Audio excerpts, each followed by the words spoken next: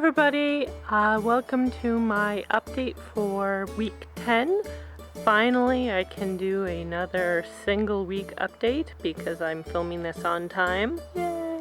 So because last week's update was really long and thorough, this week I'm going to just show you the parts of my garden that have really improved since the last update.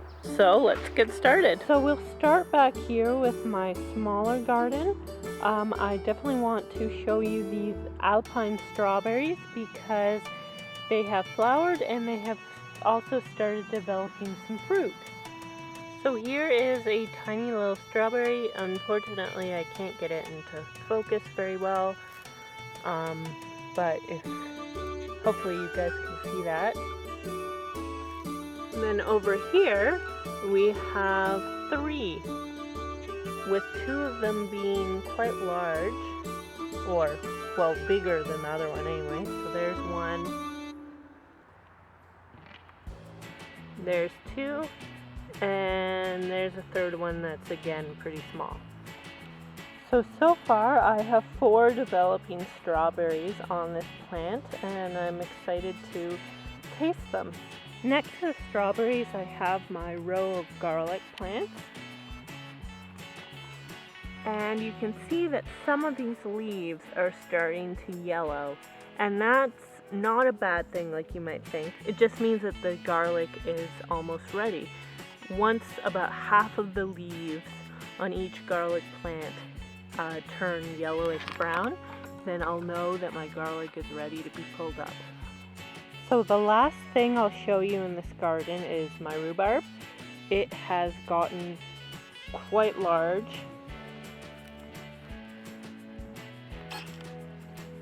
As you can see, many stalks. And the interesting thing is I've watched other YouTube videos of people growing rhubarb, and they only do, say, 2 harvests a season, one in the spring, one in the fall, of a certain amount of rhubarb stalks. And I'm a little surprised because I've already harvested maybe 6 or 7 stalks 3 times now, and as you can see, my rhubarb plant has just bounced back and it's huge, so I'm probably going to be harvesting way more until the fall. So maybe we're in a different climate. Over here in my larger garden is my greens patch next to my asparagus. Now it looks pretty haphazard because when I planted it, I kind of just mixed up a bunch of seeds and then threw them on the ground and stamped them down. But it's come up pretty well. There's a few weeds that I've occasionally had to pick out, but for the most part, all of this is greens. And I've already harvested some. We made a really nice salad one night for dinner, and it was very tasty.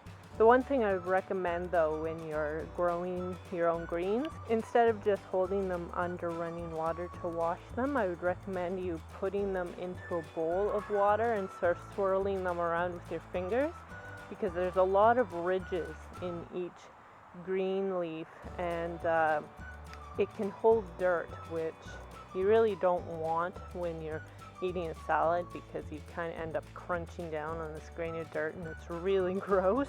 But as I said, if you put your greens in a bowl of water, swirl them around with your fingers, then the dirt will kind of just fall off and fall to the bottom of the bowl of water. Over here are my 2 elderberry plants. Right here is a bunch of berries that are really coming along nicely. They're quite large, and I'm very much looking forward to being able to make something with that.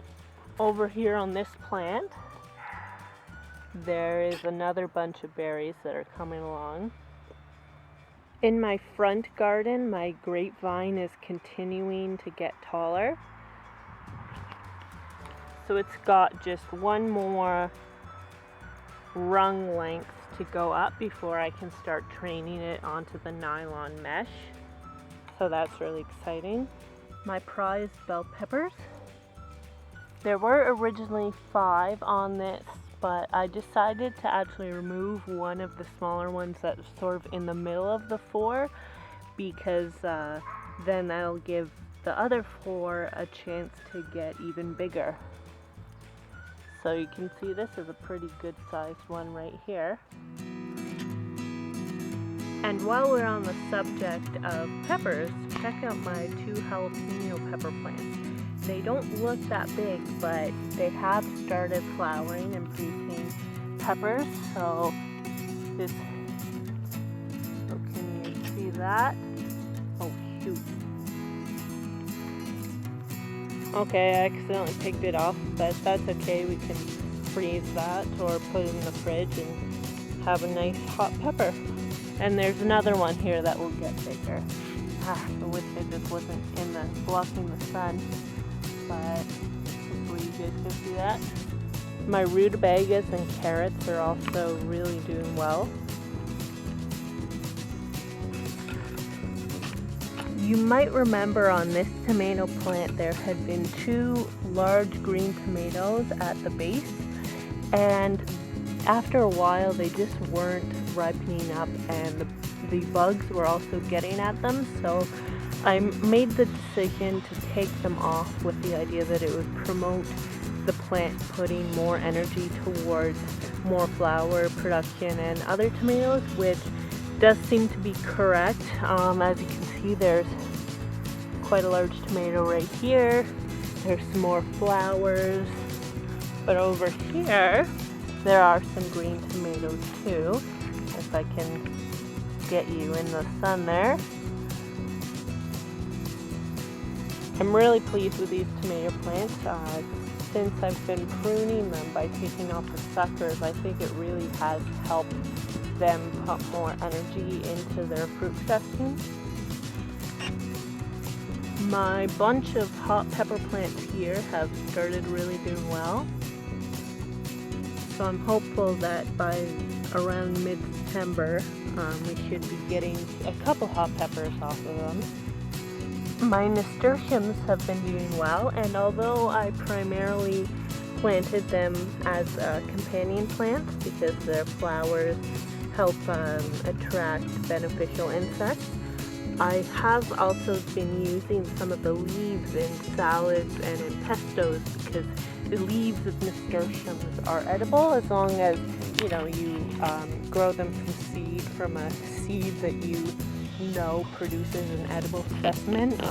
My achocha plants are doing quite well. Here is one of them that has climbed up here. It's kind of hard to see the plant below here because it's quite thin, but as you can see, it's climbed up here, puts on some leaves, that's gotten all the way up to here. So I do see some flowers on it, so hopefully those will start producing some achochas. My climbing zucchini are doing quite well. With this climbing zucchini, it got long enough that I decided to tie it up onto this trellis with some Velcro tie. So hopefully as it keeps growing, it'll sort of start climbing on its own. This, as you can see, this other climbing zucchini has quite a number of flowers on it. So hopefully the bees will get to pollinating those and we'll have some zucchini. This is either a cucumber or zucchini, and it has flowers. My other achocha, which was kind of smaller, so what I did was I took a piece of straw and I tied it to the trellis with Velcro tie, and then I'm letting the achocha climb up the straw, and hopefully it'll get to the trellis. Here's another achocha where I did the same thing. Here's a cucumber that has done quite well, and it has got multiple flowers on it, so I've sort of started weaving it through the squares on the trellis. This tomato is just doing amazingly. Look at how tall it is. So I've sort of lent it towards the trellis and have started weaving it among the squares so that as it gets taller, it'll be supported by the trellis. And this huge mass of greenery is made up of a bunch of plants. There's a couple beans there. There's this achocha, which has done probably the best out of all of them. As you can see, it's coming right up here from down there, so that's really cool. So that was a quick rundown of the plants in my garden that I've seen a lot of improvement. I should mention that about a week and a half ago I did put an organic fertilizer on the front gardens, primarily because I do think I made a mistake with putting on that layer of mulched leaves at the end of last year.